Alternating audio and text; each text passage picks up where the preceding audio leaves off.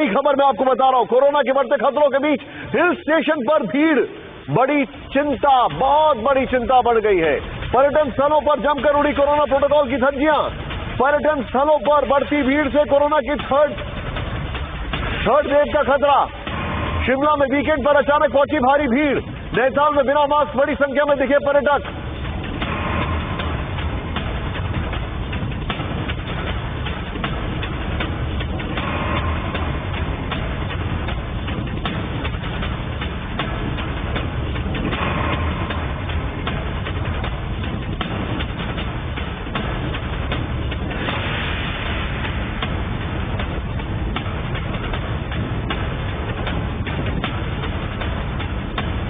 मेरे साथ शिमला में मौजूद है मोहित, अभी क्या हालात है शिमला के? और विपिन मेरे साथ है नैनीताल में। क्या हालात है मोहित शिमला के अभी, जरा बताइए। देखिए, शिमला में अब थोड़ी सी भीड़ कम होना शुरू हुई है क्योंकि जो वीकेंड है वो धीरे धीरे खत्म हो रहा है। रविवार शाम का वक्त है और शिमला में आपको मैं दिखाना चाहूंगा, अभी भी सड़कों पर आप देखेंगे तो आपको इसी तरह से ट्रैफिक दिखाई देगा। ये खूबसूरत वादियों के बीच में जब आपको इन सड़कों पर ट्रैफिक दिखाई देता है, पर्यटकों की भारी भीड़ दिखाई देती है, तो मन में वही सवाल उठता है कि आखिरकार क्या इन लोगों को थर्ड वेव का खतरा नहीं है? और मैं आपको बता दूं, जितने भी लोगों से बात हुई है उनका एटीट्यूड ये है कि जी जो होना है वो तो दिल्ली में भी हो जाएगा, तो यहाँ पर अगर हम आ रहे हैं, घूम फिर रहे हैं, तो तीसरी वेव आने से पहले अगर हम घूम लेते हैं तो इसमें बुराई क्या है? यानी कुल मिला के सारी जिम्मेदारी सरकार पर सौंप दी गई है। बड़ी आसानी के साथ हम अपने ड्राइंग रूम में बैठते हैं, न्यूज चैनल देखते हैं और उसके बाद सरकार को कोसते हैं, राज्य सरकारों को कोसते हैं, सिस्टम को कोसते हैं। लेकिन जो तस्वीरें यहाँ पर दिखाई दी और जो लोगों का एटीट्यूड है, वो कह रहे हैं कि अगर हमें कोरोना होना है तो क्यों ना उससे पहले घूम फिर लिया जाए। यानी वो सीरियसली लेने को तैयार ही नहीं है। और मैं स्थानीय प्रशासन आपको दिखाना चाहूंगा, यहाँ पर संजोली जो इलाका है वहां पर बीच में, सड़क के बीच में आपको 2 पुलिसकर्मी दिखाई देंगे, लेकिन इन पुलिसकर्मियों को बिल्कुल भी ऐसी हिदायत नहीं है कि आप बिना मास्क के कोई व्यक्ति यहाँ पर दिखाई दे तो उसका चालान काट दे तुरंत। इनको ये कहा गया है कि आप उनको बताइए, उनको समझाइए, उनको मास्क दीजिए। पुलिस वालों को मास्क दिए गए हैं, वो आम लोगों को मास्क बांट रहे हैं। यानी जो आ रहे हैं यहाँ पर टूरिस्ट, उनको लेकर जो स्थानीय प्रशासन का, पुलिस का जो रवैया है वो भी काफी नर्म है और इसी बात का टूरिस्ट फायदा उठा रहे हैं। तो कहीं ना कहीं ऐसे लगता है कि हिमाचल प्रदेश, जिसकी इकोनॉमी टूरिज्म पर टिकी है, उन्होंने भी कहीं ना कहीं सरेंडर कर दिया है। होटलों के लिए कोई ऐसा नहीं है कि 50% ऑक्यूपेंसी रखनी है, किस तरह के नियम रख रहे हैं। के पास आ रहा हूं। विपिन, मुझे एक बात बताइए, क्या हालात है नैनीताल में? क्या हालात है बताइए मुझे जरा, क्योंकि बताया जा रहा है और गृह मंत्रालय बहुत चिंतित है इससे। देखिए, बिल्कुल हालात बहुत असामान्य है और बहुत चिंताजनक है। दिल्ली से लेकर और नैनीताल, देहरादून तक चिंता जताई जा रही हो, लेकिन जमीन पर स्थिति इतनी खराब है कि लोग अपनी जान को जोखिम में डालकर उन दोनों लहरों, चाहे कोविड की पहली लहर हो या दूसरी लहर हो, उसकी भयानक तस्वीरों को भूलकर अपने परिवारों के साथ, अपने दोस्तों के साथ हिल स्टेशन का रुख कर गए हैं और हजारों की तादाद में, सैकड़ों गाड़ियों में सवार होकर लोग इन हिल स्टेशन पर पहुंच रहे हैं। इतना ही नहीं, पहुंचने में कोई बुराई नहीं है, लेकिन यहाँ आकर जो उनका कैजुअल अप्रोच है वो इतनी चिंताजनक बात है और वो चिंता करने के लिए मजबूर करती है कि आखिरकार लोग अपने मास्क उतार के भीड़ में कैसे चल सकते हैं। पब्लिक प्लेसेस में बगैर मास्क के खाना खा रहे हैं, सोशल डिस्टेंसिंग का पालन नहीं किया जा रहा है, होटलों में 100% ऑक्यूपेंसी पर होटल्स बुक किए जा रहे हैं। और विपिन में वो दिखाने जा रहा हूँ, आप मेरे साथ बने रहिए। विपिन, आप मेरे साथ बने रहिए, आपने जो वहां पर ऑब्जर्व किया, ये जरा प्ले करें इसको। यहाँ पर दिल्ली के कुछ इलाके हो या फिर दिल्ली से सटा हुआ हरियाणा हो, वहां से एक बड़ी तादाद में पर्यटक नैनीताल का रुख कर रहे हैं और जिसकी तस्वीर हम आपको शहर के नैनीताल के बीच चौक, जो बोट हाउस क्लब चौराहा जिसे कहते हैं, उसी क्लब के होटल के छत से हम आपको टॉप एंगल व्यू दिखाने की कोशिश कर रहे हैं और समझाने की कोशिश कर रहे हैं कि कितनी बड़ी तादाद में यहाँ पर पर्यटक आ रहे हैं और जो इस शहर के लिए एक बड़ा खतरा भी हो सकते हैं, क्योंकि पर्यटकों की बढ़ती तादाद ने यहाँ पर्यटन को तो बढ़ावा दिया है। जो बिजनेस रुका पड़ा था वो एक बार दोबारा शुरू होता नजर आ रहा है और यहाँ के व्यापारियों से लेकर होटल जो कारोबारी हैं, उन्होंने राहत की सांस ली है।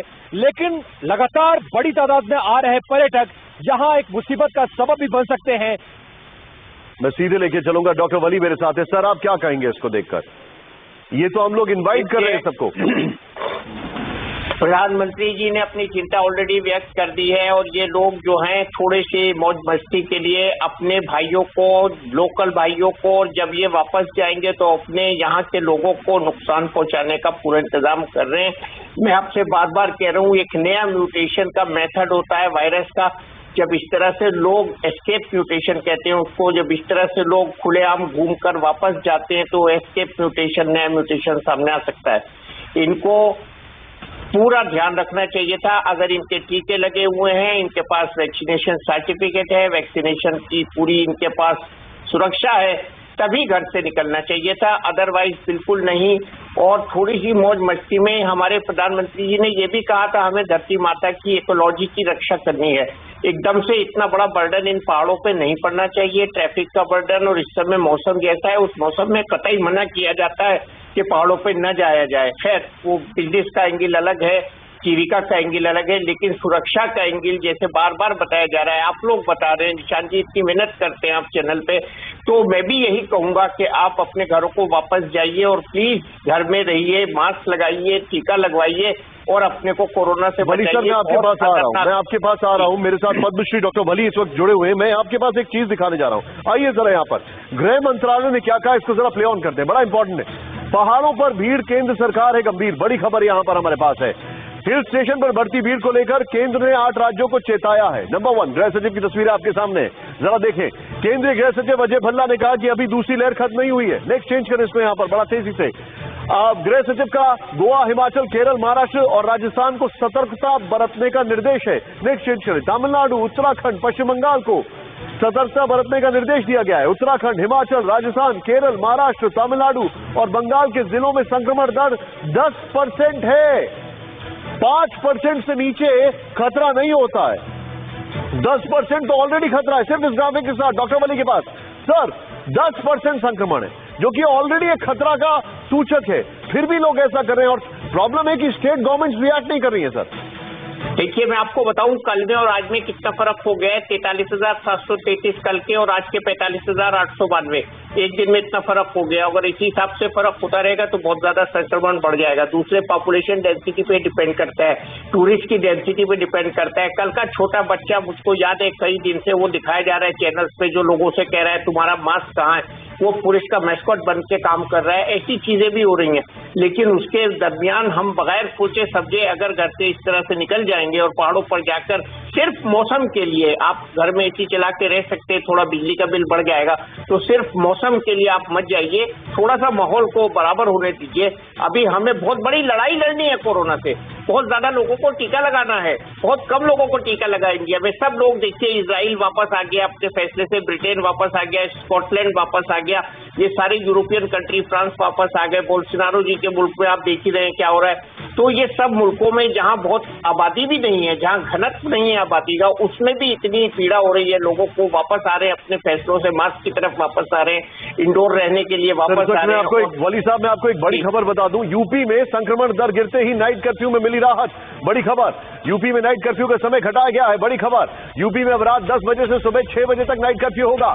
पहले रात 9 बजे से सुबह 7 बजे तक था कर्फ्यू का टाइमिंग।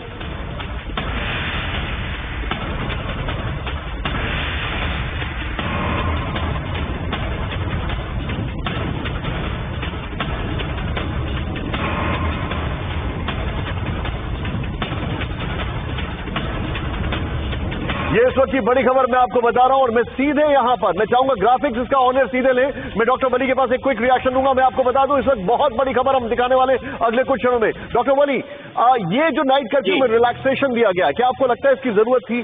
स्कूल्स खुलने की बात हो रही है दिल्ली में, क्या आपको लगता है इसकी जरूरत है? देखिए, स्कूल्स के लिए तो मैं बिल्कुल हाँ नहीं करूंगा, मेरी ये अपनी राय मानी जा सकती है, लेकिन अभी हमारे कंड्यूसिव माहौल नहीं है।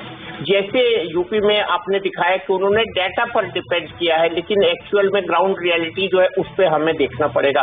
तीसरे में ये कहूंगा कि अभी बच्चों को आदत पड़ी थी ऑनलाइन काम करने की, उनको थोड़े दिन और करने दें। हमें कंसोलिडेट करना है कोरोना के संक्रमण को। सर बहुत बहुत शुक्रिया, मैं आपको रोकूंगा, माफी चाहूंगा, आपको कम समय दे पाया, लेकिन आप सभी लोगों का बहुत बहुत शुक्रिया, क्योंकि एक बहुत बड़ी खबर आ रही है। काकोरी में आतंकियों से मिला कुकर बम, बम निरोधी दस्ते ने कुकर बम को अपने साथ दिया। सीधे विजुअल दिखाएं, एक कुकर बम पूरी तरह से तैयार था।